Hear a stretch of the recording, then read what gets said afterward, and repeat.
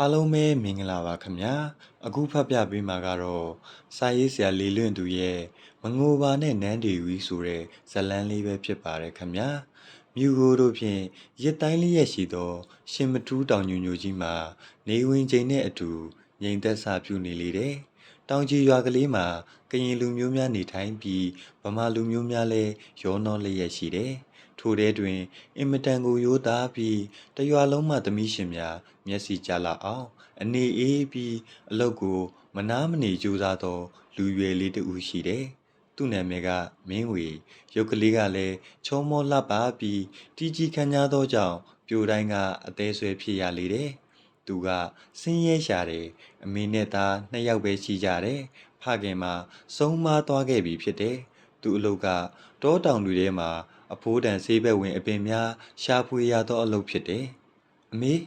တားတောင်ပေါ်သွားတော့မယ်နော်။အမေအတွက်သားထမင်းဟင်းအကုန်ချက်ထားခဲ့တယ်။အေးသားရေမင်းစားဖို့ရောပါရဲ့လား။သားထုတ်ပြီးပါပြီ။အမေသာကယူးဆိုင်ဆေးလဲကြူထားခဲ့တယ်နော်။အမေတောက်လိုက်အောင်။အေးပါကွယ်။တားတောင်ပေါ်သွားရင်အဆဆရရကယူးဆိုင်နော်။ဒီတောင်ကြီးအကြောင်းလဲသားသိပါတယ်။ဆောင်ရရှောင်ရမာတွေမမေ့နဲ့။ဟုတ်ကဲ့အမေတားသွားတော့မယ်နော်။အညူရောင်ဆေးလွယ်အိတ်ကလေးကိုလွယ်စားစရာများနဲ့ရေကိုအလုံးလောက်ထည့်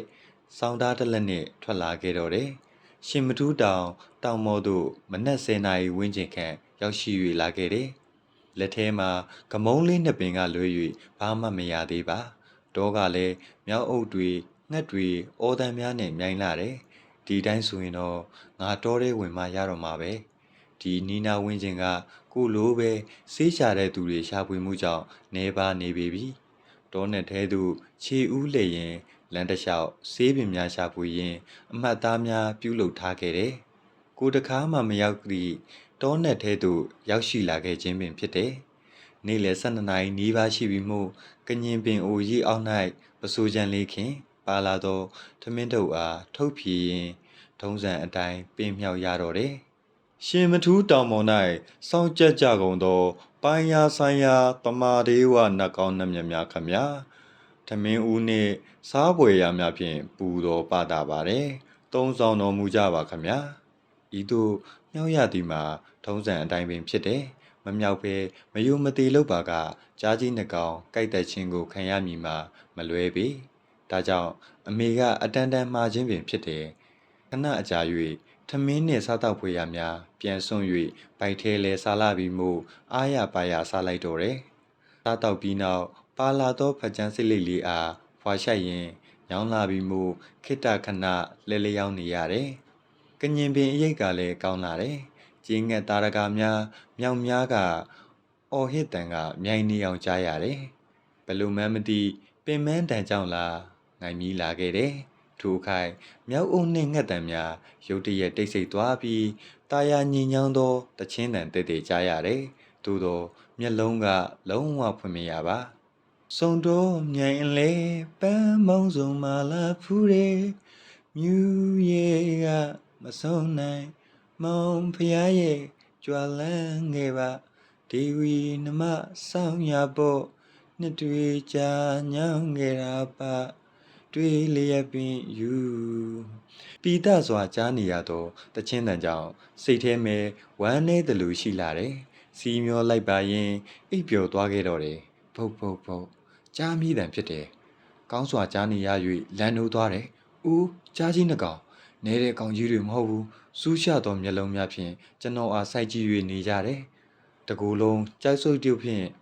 သွေးများစုပက်လျက်စက်ကနေကျုံထားပြီးခြေဦးတက်ရာကိုအသက်လူပြေးရတော့တယ်နောက်မှလဲကြားကြီးနှကောင်ထက်ချက်မကွာပြေးလိုက်လာကြတယ်ကျွန်တော်နဲ့မိလူမိခင်ဖြစ်နေလေပြီမောဟိုက်တဲ့တန်းကြောင့်မျက်လုံးများပြဝေလျက်ခလုတ်တိုက်၍ထိုးအလဲကြားကြီးနှကောင်ခုံအုပ်လေတော့တယ်ဟေးအောင်ရှင်နဲ့အောင်မြင်မိန်းကလေးတူ၏အတန်အားကြားလိုက်ရပြီကျွန်တော်မှာကြားကြီးရဲ့ရင်ဝင်ထဲကိုရောက်နေပြီကြောက်စိတ်တို့ဖြင့်တတိလင့်မင်းမျောသွားခဲ့တယ်နှာခေါင်းထဲ၌စပယ်ရနံ့ကိုစူးချစွာရနေတယ်ရေစက်ကြတမ်းများမှန်မှန်ကြားနေရခြင်းဖြင့်တော်ရဲကျင်လည်ခဲ့တဲ့အတွေ့အကြုံအရာဂူတကူတည်းရောက်ရှိနေခြင်းဖြစ်သည်ကိုရိပ်စားမိလိုက်တယ်မျက်လုံးကိုအသာဖွင့်ကြည့်လိုက်တယ်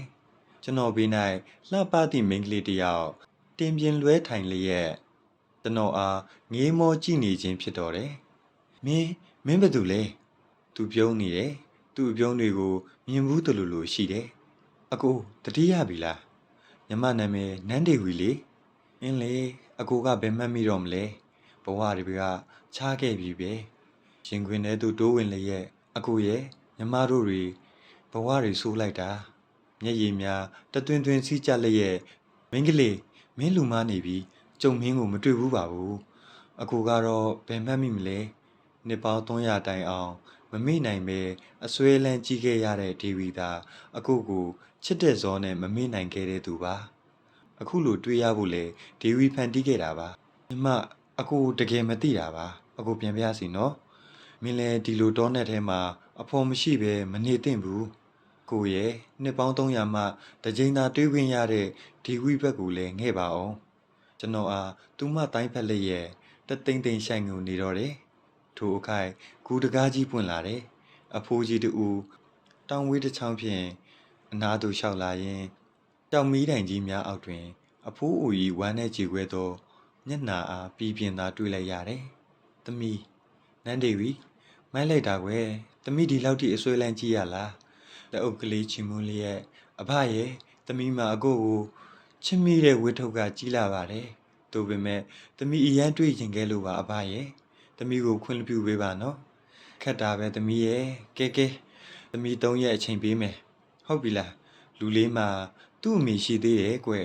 ဝမ်းသာလိုက်တာအဖရဲ့3ရက်ပြည့်တာနဲ့အကိုကိုပြန်လွတ်လိုက်ပါမယ်အေးသမီးတို့နေခဲ့ကြအောင်အဖတရားသွားထိုင်လိုက်အောင်မယ်ဟုတ်ကဲ့အဖိုးအိုပြန်ထွက်သွားသည်အကိုနန်းအကိုကိုတွေးရတာအယမ်းပျော်တာပဲဒါအကိုနန်းတို့နေခဲ့တဲ့နေရာကိုလိုက်ပြမယ်လားဘာရဲ့ကြောင့်မှမသိသူခေါ်ရာကိုလိုက်သွားမိတော့တယ်တောင်စွန်းလေးရေဟိုးဘက်ကုန်းမြင့်လေးပေါ်မှာခြုံရွယ်ပိတ်ပေါင်းလို့ဖြင့်ဖုံးအုပ်လျက်ရှိသောအုတ်ကူအပြက်နှလုံးကိုထင်ရှားစွာတွေ့လိုက်ရတယ်။ရှင်တွဲမှာဝမ်းနေမိသလိုခံစားနေရတယ်။အကူအဲ့ဒါနန်းတို့နှစ်ယောက်ရဲ့အုတ်ကူတွေပဲ။ဟုတ်တယ်။အကူ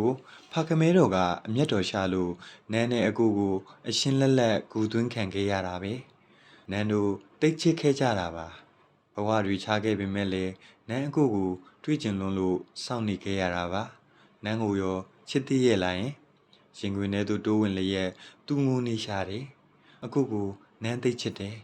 တင်းကျပ်စွာဖတ်ထားရင်မိမတွေနဲ့ခက်ကင်းကင်းနေလာသောကြောင့်မိန်းကလေးချောတူဦးဤအထီးတွေမှာကျွန်တော်လည်းညှိတွယ်နေခဲ့ပါပြီနန်းကျွန်တော်ပေါ်အရန်ကျူဆိုင်ပါတယ်ညဘက်တွေဆိုမအိပ်ဘူးကျွန်တော်လက်မောင်းပေါ်မှာကျွန်တော်အားငေးကြည့်ရင်ညတွေကိုမိုးလင်းစေခဲ့ပါတယ်ဒီလိုနဲ့3ရက်ပြည့်ခဲ့ပြီမနဲ့တည်းကနန်းငုံနေခဲ့တာမတိတ်နိုင်ပါနန်းရင်တွေကွဲကြေရပါအောင်မယ်အကိုရဲ့အကိုလည်းရှင်ထဲမှာစိုးနစ်နေအောင်ခံစားရပါတယ်ကျွန်တော်ဘားပြင်မို့သူမျက်ရည်စာများစီးကျလာခဲ့ရတယ်ငိုပါနဲ့အကိုရဲ့နန်းကြောင့်မျက်ရည်မကျပါနဲ့နော်ကြော့ဒီလက်စွပ်လေးကိုယူထားနန်းကိုတတိရတဲ့အခါတိုင်းအိတ်ခါနီးကြရင်လက်စွပ်လေးကိုကိုင်းပြီးအကိုတန်းတားလိုက်တာနဲ့နန်းအကိုအိမ်မက်ထဲကိုရောက်လာခဲ့မယ်နော်အကိုကိုတိတ်ချစ်တယ်မငိုပါနဲ့နန်းရဲ့အကိုတို့တွေကံမကုန်ရင်ပြန်လဲဆုံစည်းကြရမှာပါနော်အကိုလည်းမငိုပါနဲ့နန်းဒီဘဝကလွတ်တာနဲ့အကိုစီအပြေးလာခဲ့မယ်